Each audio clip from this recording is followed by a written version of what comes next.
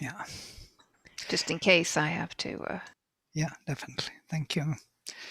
So we have this, we stopped at number 10 of the fourth chapter. We discussed last time how sacrifice works and what it is about. Of course, we scratched only the surface.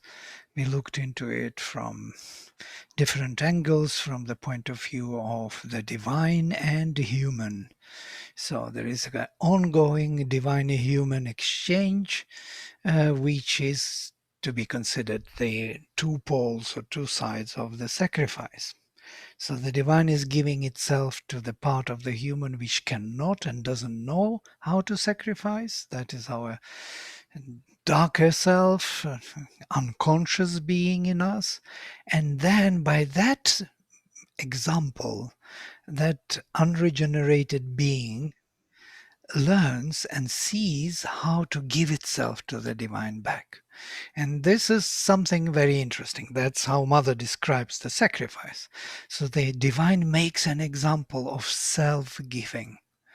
And that's why we are grateful that, that gratitude which is rising from our heart is actually that self-giving back to the divine. And that gratitude from our heart is the psychic aspiration, yes? Psychic love, which is unique only, and it can be found only in the humans, actually, not in the gods. Gods do not have it. Gods do not have that sense of love towards the divine. Yeah? So to say, they are, as Mother says, typal beings. They never experienced that love towards the divine because they consider themselves to be the divine, the faculties of the divine. So when they act in the authority, in the right, um, with the righteousness of the divine. And there was a beautiful description in the agenda, speaking of which, you remember this, when Mother invited Durga, because the gods were coming to meditation in the ashram. And once Durga was given by the Mother, her psychic being, she gave to Durga to try it out. Her soul she gave to her to try it out, how it feels. So when Durga tried that love from the heart, she said, this is that sweetness she never had. She never knew that the divine can be loved. Yeah. And she said, from now on, I am a bhakta of the divine. Which is impossible to be, because gods are never bhaktas of the god. They are the faculties of the god. They act here upon in the universal way, and they build up the whole universe and help human beings. So this exchange between the calling from the heart and answering from above and coming together does all the work of the sacrifice. There is more to it, of course. There is so much more to all of it. I'm just kind of giving a hint of it. Moreover, Mother even says anything which has to be changed, if some of these typal beings wants to change, he or she has to be taking the human body and born in the human being. Why? Because it will inherit the psychic presence, that psychic being, that love towards the divine. Only because of that. And that itself is transformational for the whole nature. It is that love towards the divine being within the nature which transforms nature and makes evolution possible. Otherwise, there is nothing here which can make evolution possible. There is no such force. So the psychic presence in all nature, it's in plants, in flowers. Mother describes that presence in the flowers. It's much more pure than in human beings even. But it is not individualized.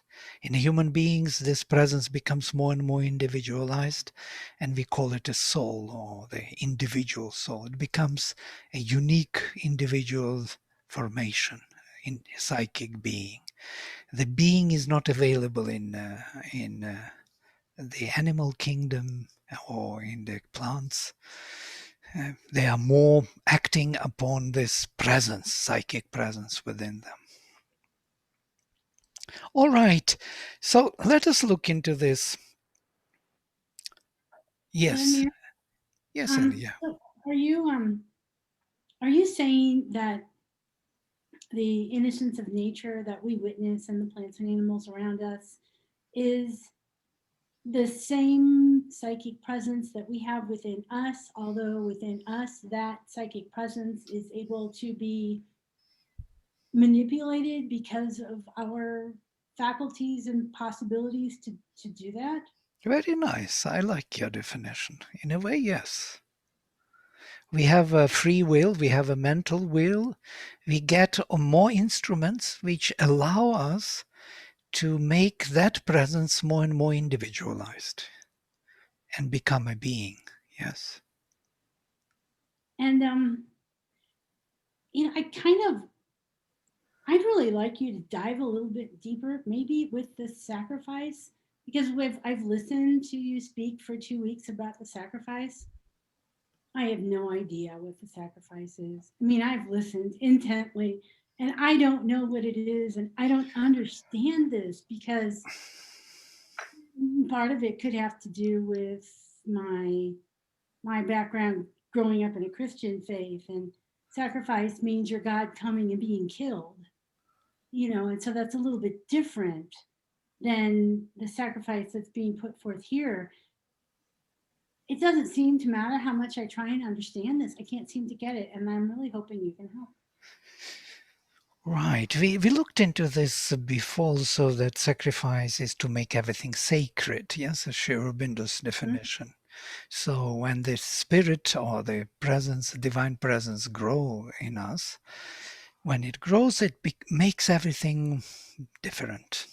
So it grows from within, it becomes more formed into the being. This being starts acting more precisely, more individually, and so on the ground of that presence. And within that presence, within the depth, within the heart of every man or every being, there is the divine. Yeah, the divine which is not yet manifested, but it wants to be. So, and it does sacrifice. Sacrifice means it takes everything what is around it, all the instruments, and uses it in the divine way, so to say. Brings the consciousness, the divine consciousness into it, the divine power into it, and it slowly changes its qualities, becomes more mm, flexible, more receptive to the divine presence.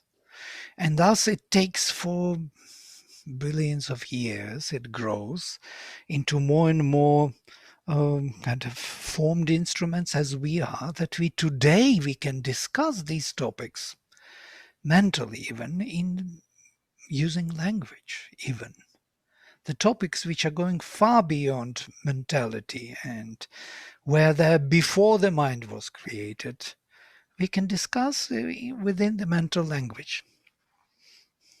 Vladimir, Yes. I view sacrifice in two ways. One, as Mother uses alternate word, which is offering. Any work, any action you do it as an offering at the altar of the divine within you. So that's how I view sacrifice. The other way to look at sacrifice is you're sacrificing parts of your lower nature that prevent you from progressing. The Yeah. yagnas and whatever you talk about, you're putting at the fire or sacrificing the elements of your nature that prevent you from progressing, preventing your psychic being from growing. So I view sacrifice in those two in those two terms, basically. Right. This is one positive, one negative, but this both are offerings. So we offer whatever Right. we have, whatever we are, to the higher consciousness in us, which is in us. If it is not in us, if it is an obstruction, then it won't work so effectively. It may work because we are deeply still connected without even being aware of it. Yeah. So even if you do it mechanically, it might work because something in you, in the depth of yourself, would react to it. Yeah, and would recognize that the move and would respond to it. There is another sacrifice, is that the higher powers are being sacrificed here. They are brought down. Yeah, they are called upon, so to say. The offering is quite interesting because when we offer, we attract the higher power in us, and thus we bring them down. So it's a simultaneous process of us being sacrificed and them, the gods or the faculties of the divine, being sacrificed. And that creates the evolution of consciousness. So it's just like the evolution in the world, it's an involution and evolution. Absolutely. The same can apply to the individual. It's an involution where you're bringing down, you're trying to bring down the higher consciousness, and the evolution that happens within you. Yes, yes. This is involution and evolution. Yes, both. Right. Involution is what is descending to support the evolution, what is ascending in us. Right. But I would say too, I keep going back to essays on the Gita where Sri Aurobindo references sacrifice as this cosmic law that occurred at the beginning of creation as the divine sacrificed himself in order to see and experience his multiplicities, his many aspects, and that set into process this universal law of everything, an animal, a plant, a rock, us. We are always in yajna. We are always, therefore, in sacrifice. It's set in motion, that cosmic law. And the difference I see between sacrifice and surrender is when we become conscious of that sacrifice and we consciously surrender ourselves to the divine and therefore speed up the normal evolutionary process that Prakriti is going through. So whether we know it or not, we're in yajna every minute of every day. All life is yoga, whether conscious or unconsciously done. Absolutely. In the context of Christ and Christianity, Mother says every avatar is rejected by in his own period, in his own time, during his own birth. It's only afterwards that you look back and think of him as avatar. But when the avatar is present, which is basically what happened to Christ, that his message was not accepted during his time, and subsequently, I think, distorted. So I think Sri Aurobindo says it's not a crucified body, but a divinized body. So it's symbolic in terms of what he had to go through. By the way, the very ideal of the symbol of crucifixion, if you look at it closer, the symbol, and why it is the sacrifice, it is the divine sacrifices itself to the humanity, gives itself, the psychic being. As Jesus says, I am in the heart of every man, yes, and only through me you can come to my Father. And this is exactly that presence in the heart of every man, through which we can come, every one of us, to our Father, so to say. And also, he is the only Son of God. This is also an interesting statement, which makes it clear, because psychic being is the only real, direct Son of the divine. Yes. The rest is just something else. It's all kind of instruments, all kind of secondary generations of nature is creating some beings, creatures, bodies, but that very direct presence, direct connection is only in the heart, in the soul. Question. Yes. Hi. Hi. So last week was absolutely just amazing. Could you do just a couple of moments on Prakriti for Dummies? Prakriti and Purusha, you mean that what we spoke as Yeah, like sacrifice? I'm thinking Prakriti is the cosmos, is the natural world, and Purusha is the individuated singularity of multiplicity. Yeah, right. Well, maybe you just lay out the ground on which you want to discuss it. This is the ground, yes, the creation, the cosmos, and the singular in divinity present in every movement of Prakriti, and it is so totally true. Without Purusha's attention, without Purusha's kind of consciousness, which he shared with his force, Prakriti would be not able to do anything. His attention makes her do things. But is Prakriti the natural world? Yes, absolutely. Okay, Prakriti is nature, literally, is translated as nature, nature. yes.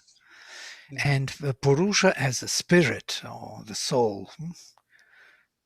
Okay, I thank mean, you. the other thing you can think of maybe is Prakriti is energy, right? So energy is taking place in time and space. It's movement, it's force, it's energy. Whereas Purusha is consciousness, right? And Yes. consciousness is the essence of everything, right? So you can think of it even as going beyond time and space. So Chit Shakti, Chit Tapas Mhm. is another way. But where it gets confusing sometimes, at least for me originally, is that there is actually a Purusha on every level of our being, right? There's a mental level of thoughts and ideas. There's a mental Purusha.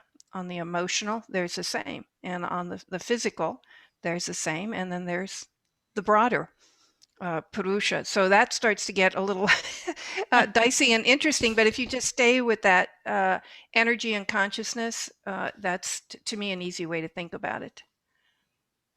Yeah, that also explains why energy or power is actually derivatory to consciousness. So why in the Vedas they spoke that there has to be consciousness in front of power. Yeah? Power is the result of illumination of consciousness by consciousness of the being. So being illumined in particular way by consciousness creates this what we call power or energy, which acts, which manifests from the highest to the lowest, from the mental highest realms to the physical, most physical realms. The moment he withdraws his attention, his consciousness, according to Sankhya, Prakriti falls into equilibrium. Her major gunas the qualities, three qualities of action, of inertia and equilibrium, they remove themselves. They are no more in the mixing, so they do not create anything. They become unbound, as it were. And then she does not exist. Without him, I exist not, says the mother. Nature does not exist without him. Without me, he is unmanifest. He is there within himself. He needs the energy to manifest him. Yeah, there is a beautiful canto, number 4, from book 1 of Savitri, which is called The Secret Knowledge, where Sri Aurobindo describes the relation of these two, Purusha and Prakriti. You have to read it. It's the most poetic and the most profound vision, that he lost himself in her and found anew in her. He is through her is finding himself, as it were, in a new form, and that is manifestation. So their mother didn't like the separation of Purusha and Prakriti, and many times she doesn't know Purusha separately from Prakriti, Prakriti separately from Purusha. People believe that there is such a thing, and she didn't see it in her experience that it is even, because in India it's very popular to speak in this way.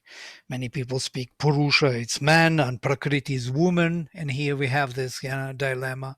So it's like she was made from Adam's rib, so to say. Without Adam, she does not exist, or something of that kind.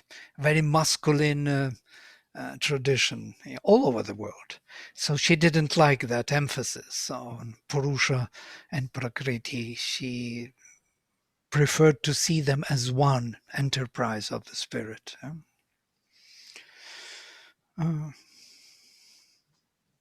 Because unmanifest Purusha, what is this? And who knows what it is? We are all manifested beings. We want to know him in manifested form. Otherwise we would disappear. And that disappearance is what? Purusha. Yeah. We would disappear into something which has no form, which is not expressing itself in any energy. So what would we know then?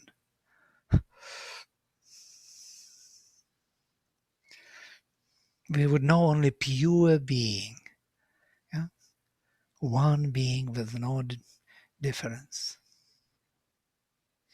Okay, I will start with number 11 if there are no more clarification. It's very interesting. Thank you for these clarifications, questions, discussions. Ye yatha mam prapadyante tanstathaiva bhajam yaham mama vartmano vartanti manushyah partha sarvashak. This is where we stopped. And as men approach me, yatha mam prapadyante, tanstathaiva bhajam yaham. In that way, I accept them with love. So we can approach Krishna in a different, the supreme, the divine approach in many ways, in infinite many ways. We can believe that he is matter. Okay, then you are matter. You love matter. We believe that he is the vital energy which creates the world. Yes, then you are that vitality and that energy. You believe that he is something else. Elsewhere he will say, who sacrifices to who, there he goes. If you sacrifice to the gods, you share yourself with them.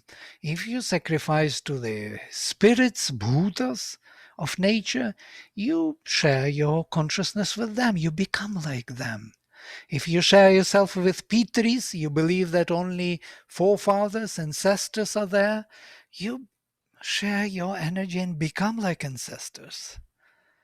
So you can be anything with whatever you share your energy. And who comes to me, who sacrifices to me, he becomes me. That's what Sri Krishna says later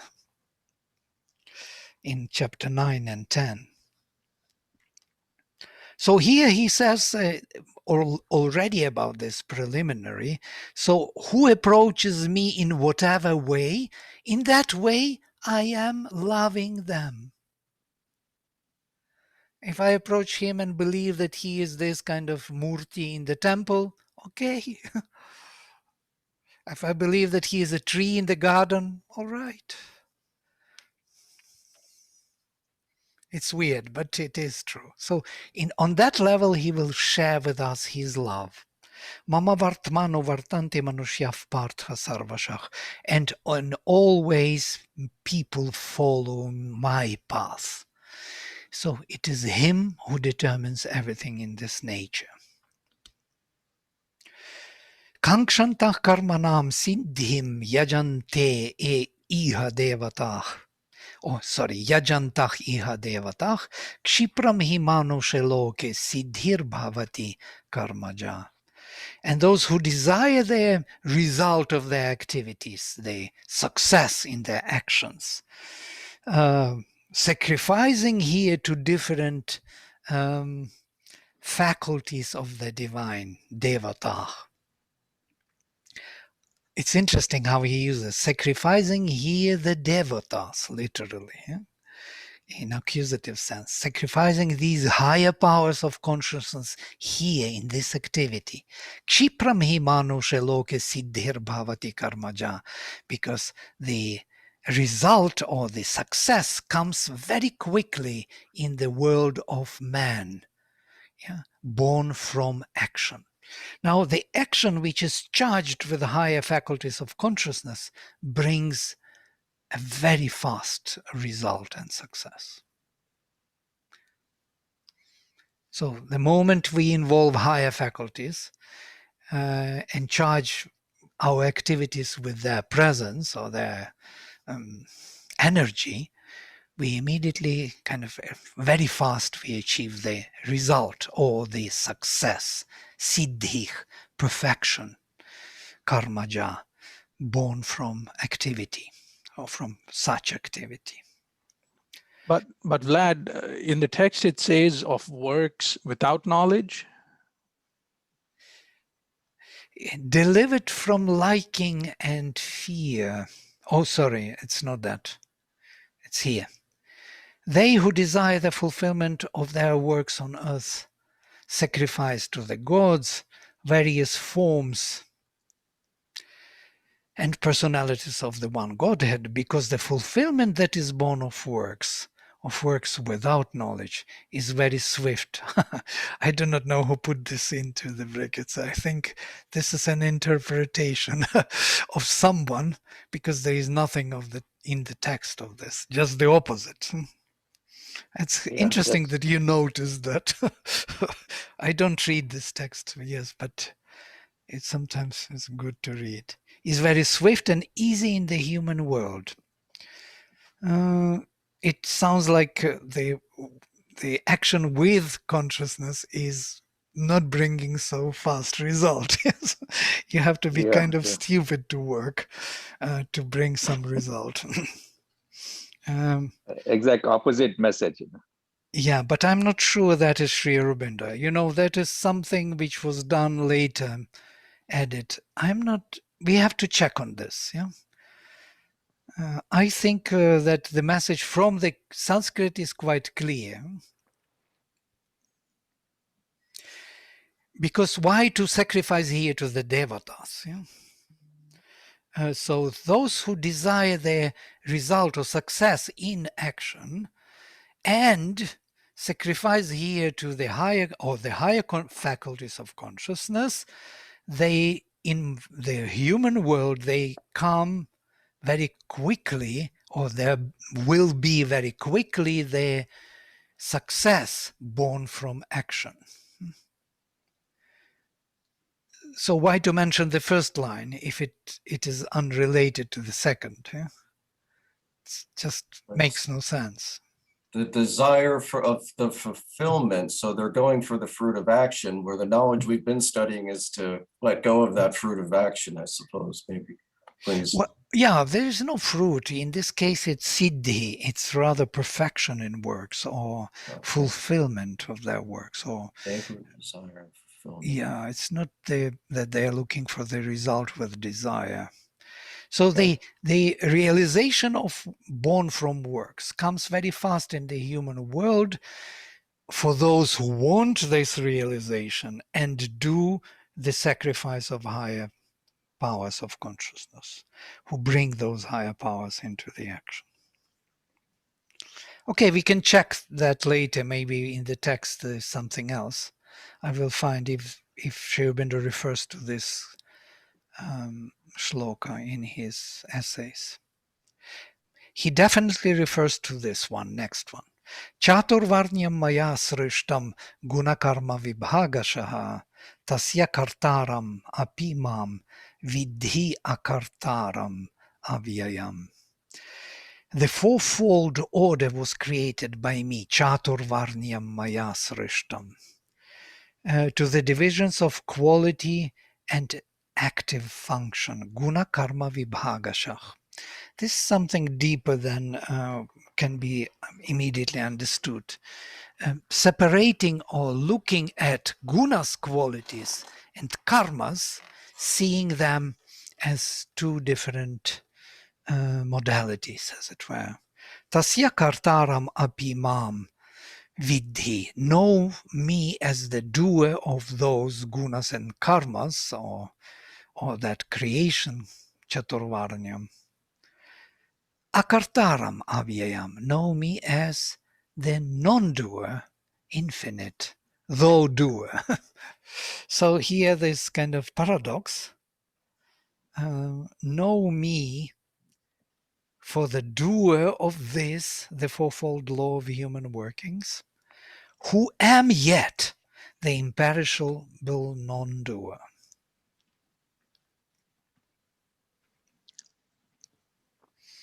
Yeah? I know that sounds like a puzzle or paradox, but it is so. So how he is doer and non-doer? His energy is a doer. His prakriti, again we come to this. She will be creating these gunas, qualities, they will be mixed up, and by that the karmas come into existence, all the activities.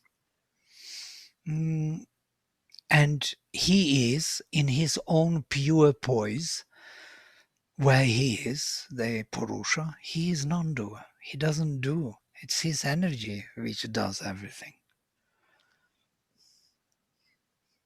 This kind of division we need to get into, because this is very practical for our yoga. Separation of Purusha from Prakriti. We have to find in us the consciousness which is not involved in the activities, which is observing and viewing as a witness this activity. And once we find it, we can come back to it, because without it, it's not possible for Prakriti to do anything. Namam karmani limpanti, name karma phale spriha. Now he explains this position. Itimam ye, itimam yo bhijanati karma bhir nasabadhyate. Namam karmani limpanti. The karmas, the activities do not literally smear, do not, what Sribanda is using, bind me. Limpanti is literally mar me, like put some kind of stains on me. Do not stain me or something.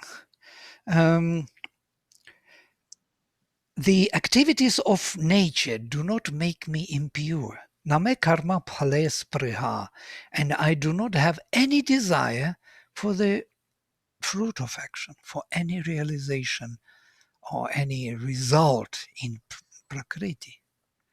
Itimam yo bhijanati, the one who knows me thus, karma bhir na sabadhyate, he is never bound by the actions. That's why we have to separate Purusha from Prakriti and have that witness consciousness, because then any activity in nature will be not binding us, will not create consequences for us. It will build only the freedom and the presence of the divine more and more through activities, which is difficult to understand. Yes? This is pure Sankhya, isn't it? It is pure Sankhya, yes, and it is also everything else, yeah. Because truly speaking, it is so. Only Sankhya put it into this language of Purusha and Prakriti, but and we are using it. But there is the same vision of any other activity or from any other literature where there was no Sankhya, where there was no terms of Purusha and Prakriti. There was heaven and earth, equal and one. Yeah. So. And by Sankhya, what do we mean by that, Vladimir? Sankhya is the philosophy which came into being approximately maybe 8th century BC, according to the many scholars different timings, but the formulation of Sankhya totally as the philosophical system took place a little later, 500 BC and onwards. There are many different types of Sankhya. Sri Aurobindo speaks of it in his essays on the Gita. He says that Gita is following different Sankhya than Sankhya Karikas of later philosophical system, Darshana. Because in the Gita Sankhya, Krishna introduces Purushottama, which is not the case in traditional Orthodox Sankhya. In Orthodox Sankhya, we have many Purushas and one Prakriti, and they are infinite beings, yeah? And they interact. The traditional Sankhya is atheistic. It does not believe in God. There is no God. Interesting that it is atheistic. We always think that Purusha is something of the God, but in Orthodox Sankhya, there are many Purushas and one Prakriti. In the Gita Sankhya, there is Purushottama behind all the Purushas, the supreme Purusha, the universal Purusha who upholds all individual souls. Okay? Vladimir, I have one question that keeps coming up, and I don't know if there's an answer for it now, but as I keep going through these chapters, the word desire keeps coming up. And Spriha, yes. I get it. In meditation, it's a desire, it's beautiful when the desire kind of goes away. I mean, it's liberating, it's free. And yet in these discussions about Purusha and Prakriti, Shiva, Shakti, and why Shakti? Because Shiva desired to see the creation. You know, it just seems, I can't just get rid of desire in this mix. I can't seem to have it go away in any contemplation. I had a desire to come to class today, and yet that's what's freeing the desire. So I'll stay tuned, I guess. It's kind of like the word sacrifice, but it keeps coming up for me. So desire is actually not such a bad word in a way, so you don't need to be hesitating to use this word, because Sri Aurobindo loves this word. He uses it in Savitri, the divine desire. So the desire, which is on the lower levels, is unfortunately mixed with those energies and creates a lot of smoke, yeah, that fire of that desire. When you burn the wood which is full of moisture, it's not a dry wood. It doesn't create flame without a smoke. It's very smoky, so to say. But the higher we come to the vital, to the mental, this flame becomes more and more purified. And when we move into the heart, we will find the flame without any disturbance. It's a steady flame of aspiration of the soul. So all these aspiration and desire and intention and call is actually on every level is that flame, that fire, Agni, you know, burning. In the depth of inconscient, he is there, and in the highest heaven, he is flaming. So on whatever level you find him, there will be this movement towards the divine. So, You know, I'll just make an announcement. yeah. Now, if I may, this Saturday at 10 o'clock on New Perspectives, we have Amita Mira, who is the founder of the Gnostic Center, and her topic is Desire was the helper, desire is the bar, which is a famous quote by Sri Aurobindo, and she will be diving into this whole idea of desire, its originality, its roots, its reason, and she'll be taking us through some exercises to kind of experience this. So she's wonderful. I know it's going to be a superb talk and experience. So please Yes. join us on Saturday. Thank you. Yes, it's a very, very special. You saw, if you saw our poster, it's very funny. There is the guy standing and holding all his possessions, doesn't want to give anything. That is the guy with desire. Desire to have, to be, desire to survive, to rule, to master. But the helper, right? So the desire is the helper, that it was desire that really propels us forward, that really pushes the evolution forward. But then it becomes the bar. It kind of holds us back at some point if that desire is not the pure desire, or the self-giving or non-egocentric desire. So it's Sherbindo says the same about the ego. Ego was the helper. Ego is the yes, That was the absolutely. paraphrase she used. Yes, it's a very nice paraphrase of the same statement. Yes. So Vladimir, Yes. so some time ago, I had my toes in Buddhism, and I really went through a lot of suffering because until one day I realized that the greatest desire for me was to be desireless. That's typical Buddhistic. Yes. I love that part of Buddhism. You keep all, you remove all the desires, leave only one desire of liberation, and then when only one desire of liberation is left, you drop it, and then you are liberated. But I do not know whether it is so easily doable. It's quite a discipline, really, to do it. To remove desire one by one, to kill every desire. And Buddhists are very severe with themselves, as you notice. Their discipline is very rigorous and tapasvik, as it were. A lot of tapas, a lot of concentration of effort is put into it. It's not natural. It's more destructive for everything else in the world, disconnecting, burning all the bridges with the world, seeing the world as an illusion, not wanting to come back to the world, not wanting to do anything for the world. And then slowly you get rid of the desire. Yes, you may do it, but the cost is too high at the end. Okay, we can continue. This number 15. Evam jnatva kritam karma purvaich api mumukshubhih kuru karmaiva tasmatvam purvaich purvataram kritam.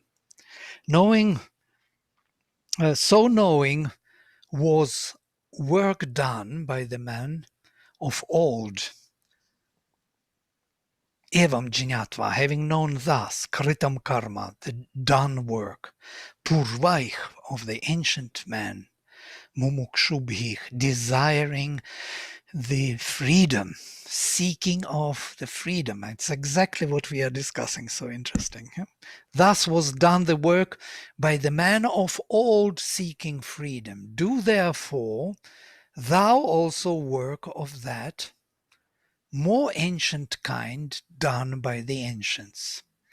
Kuru karma, do the work, eva, thus, or not thus, do indeed the work, tasmat tvam purvaich purvataram kritam, as it was done by the more ancient kind.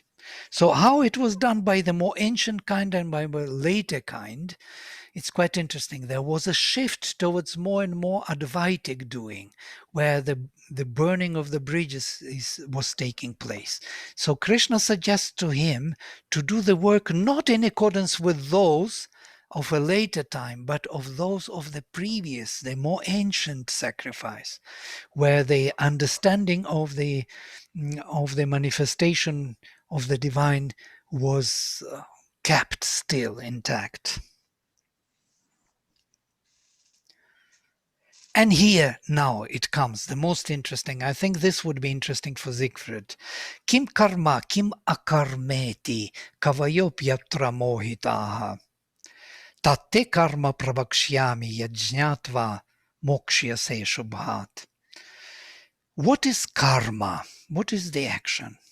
Kim akarma iti, and what is non-action?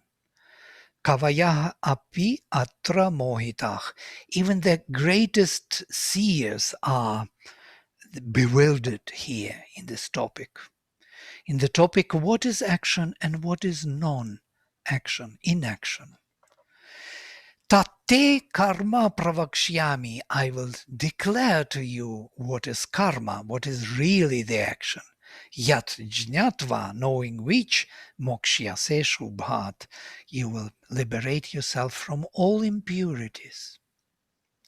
Now, it's kind of interesting that liberate yourself from impurities or from all the ills. It's not liberate yourself and burn the bridges and disappear in the spirit. No, you will stay here, but you will be pure and clear in activity. So what is karma and what is akarma? And then he says, karmano hyapi bodhavyam cha vikarmanach, akarmanascha bodhavyam gahana karmano gatihi. Let us think, let us say, one has to understand bodhavyam. It is to be understood of karma. Or about action one should think. Bodhavyam cha vikarmanach, which one should think about the distorted action, or about vikarma. Akarmanascha bodhavyam, one should think about akarma, inaction. So we have three. Gahana karmano gatihi, very deep the path of karma is. So there is karma, the action, there is vikarma, the distorted action or wrong action, and akarma, inaction. So let us meditate about this. That's what he says, bodhavyam. Let us meditate on these three. What is action, distorted action, and inaction. Do you have any idea about these three? We are So meditating. how do we know what the difference is? How do we tell the difference? How do we tell the difference of all three of those? That's what he says, bodhavyam. Let us think of it. Let us think of it. Yeah, we can. We have the instruments to.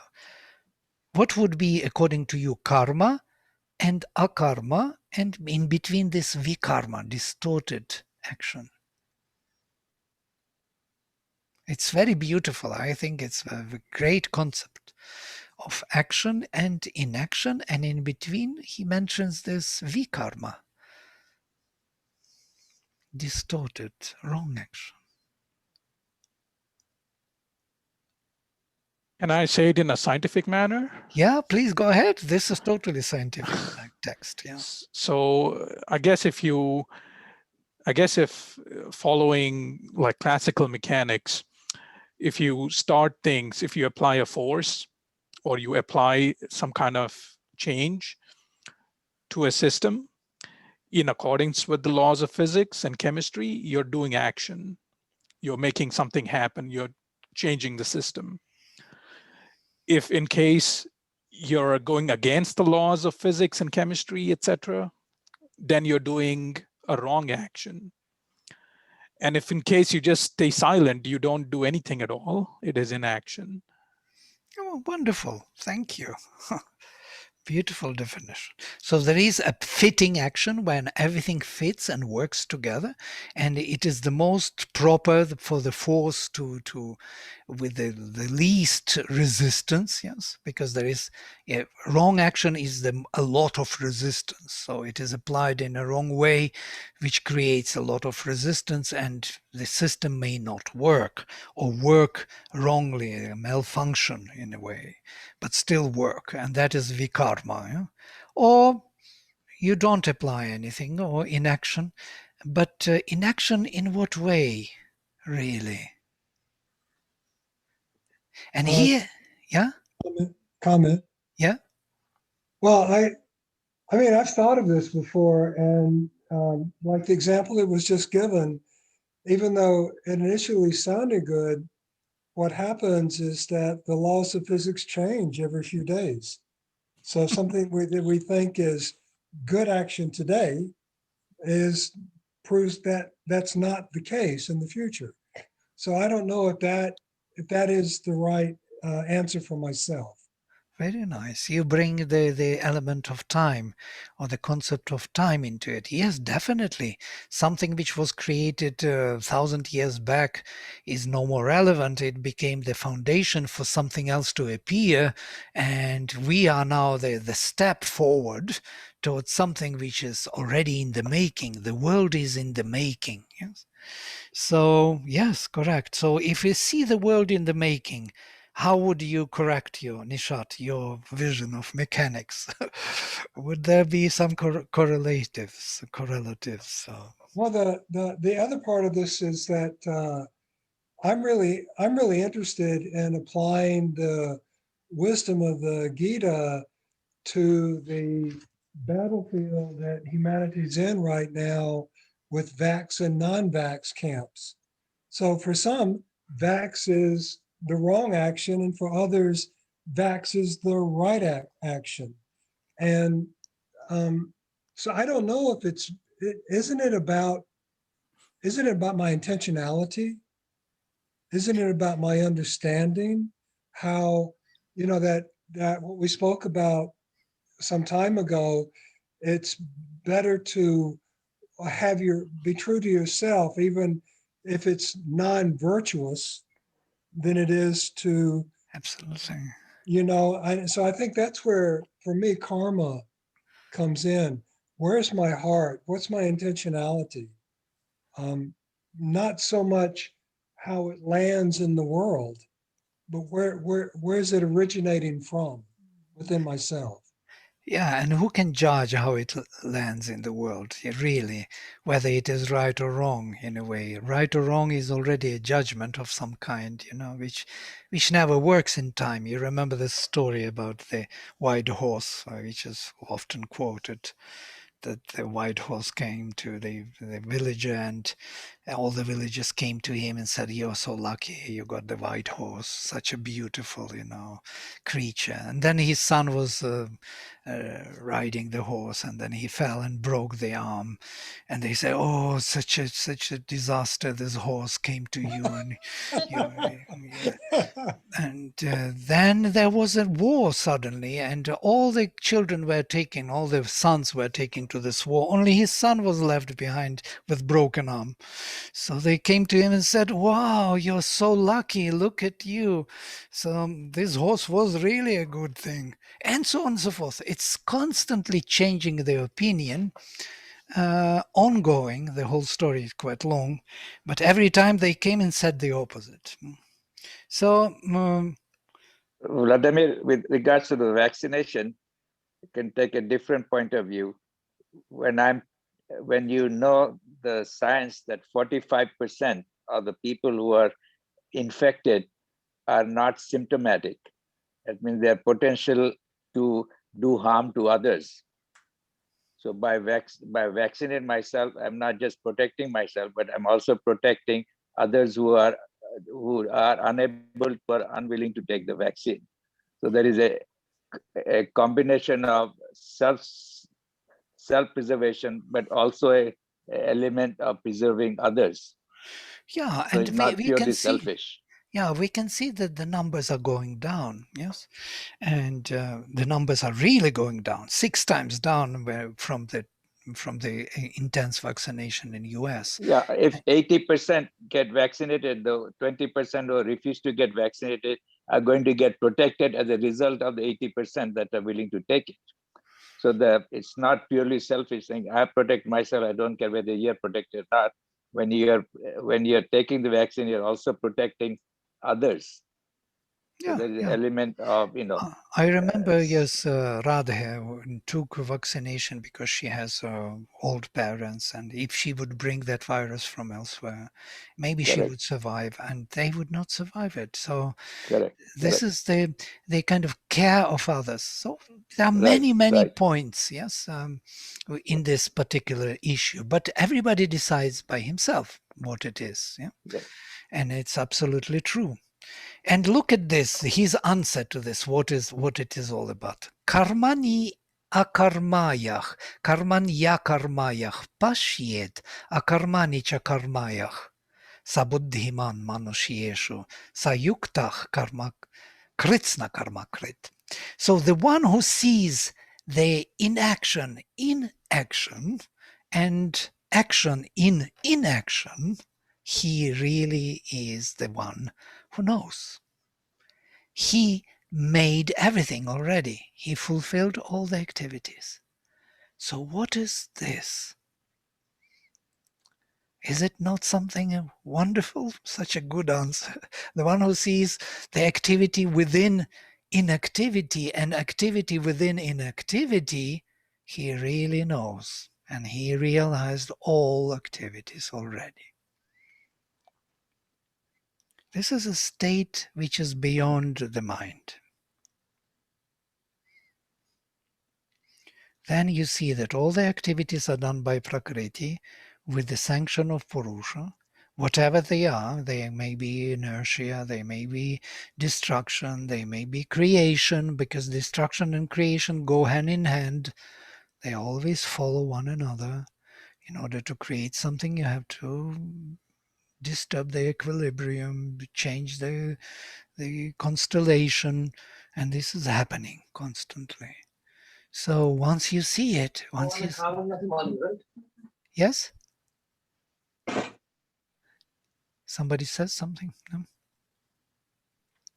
I think I will stop at this shloka, number 18 today, and we will continue next time.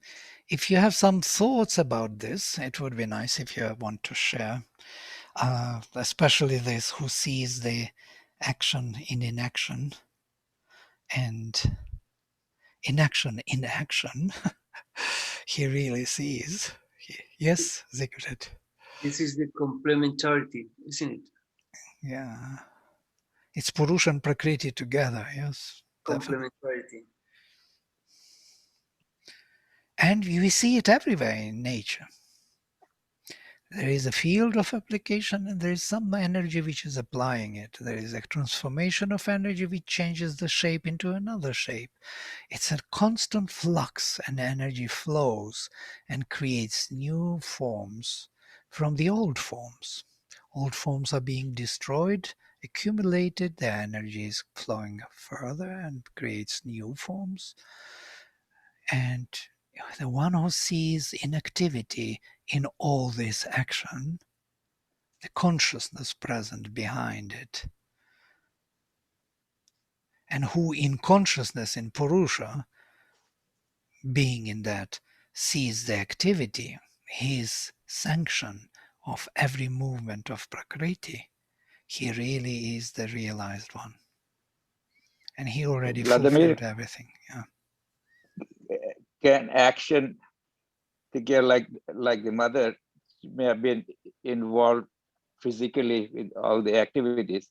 At the same time, she was working on her own body to bring the consciousness. So that was also activity, but not activity as we view it as something physical. She was doing activity, you could call it activity of consciousness, bring the consciousness down into the cells of her body, interacting with the cells of the body, trying to figure out what are the actions that need to change from the body and what she can do to make that, expedite that. Those are all very active actions. Yes. They're not activity that we think of as activity. Right. Well, is meditation activity when person sits with closed eyes? Yes, it is. Right. In a way. And when we sleep is also an activity. And when we wake up and run, Right. it's another Yeah, activity. how you visualize or define activity. to be much broader than, Absolutely. Everything is activity in nature, and one cannot avoid that activity. Yes? But there is something in it which is not active, active. which is perceptive, Right. which is a witness, looking at it, knowing it, enjoying it.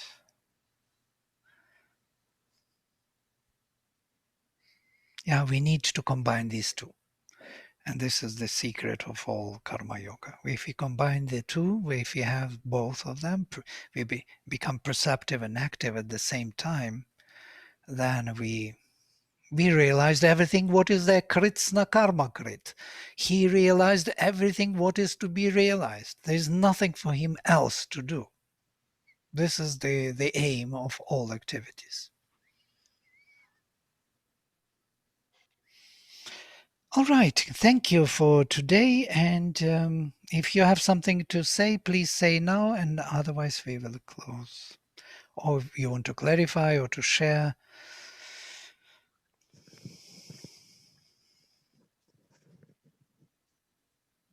Or to suggest something we do. In a poetry expression, we can say singing in silence. Yeah, music and silence go together. And the better the silence, the better the music. The more vividly expressed the silence in the notes, because these notes are, in the music, they are nothing but pointing towards that silence behind. And once we realize that, once we are deepening our perception of music through right tuning to it, then music plays the most beautiful way for us. Almost leads to the silence of the mind if you Yeah. focus on the music. Right. Great, thank you. And can yes. Can I just add, I loved the program this past Saturday. It was not silent. It was so beautiful, and it was kind of a peek behind the creative process, and this inspired creativity and interesting dialogue. I thought it was wonderful. Well, thank you. We also enjoyed it very tremendously. Auroville is a special place. These people, they're free to think their own way. They are free to discover the truth, whatever it may be, They are not determined by anybody's dogmas or philosophies or anything. They will tell you what they think. And in that sense, you could feel that sincerity and in search for the truth. Yes. Mm. Great, thank you. Okay, I'm closing with a mantra. Om Sarve Bhavantu Sukhinah Sarve Santo Niramayah Sarve Bhadrani Pashyantu Ma Kaschit Dukkha Bhag Bhavet. Om Shanti Shanti Shanti. Shri Guru Bhyo Namaha. Hari Om.